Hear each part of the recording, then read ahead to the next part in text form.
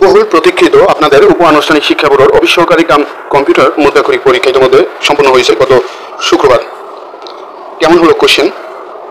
আশা করি খুব একটা ভালো আপনাদের হয়নি। কোশ্চেনের যথেষ্ট পরিমাণ কঠিন ছিল, যথেষ্ট স্ট্যান্ডার্ড ছিল কোশ্চেন। কি গণিত, কি বাংলা, কি সাধারণ জ্ঞান, কি ইংলিশ। তবে ইংলিশ তুলনামূলক, ইংলিশ এবং সাধারণ জ্ঞানটা তুলনামূলক একটু ইজি হয়েছে। তবে গণিত অংশটা একটু কঠিন, ভালো কঠিন, গণিত এবং বাংলা। যাই হোক, কাটমার্ক কত হতে পারে? এখানে 80টা কোশ্চেন ছিল। 1.5 ঘন্টা ব্যাপী পরীক্ষা হয়েছে, 1 ঘন্টা 30 মিনিট।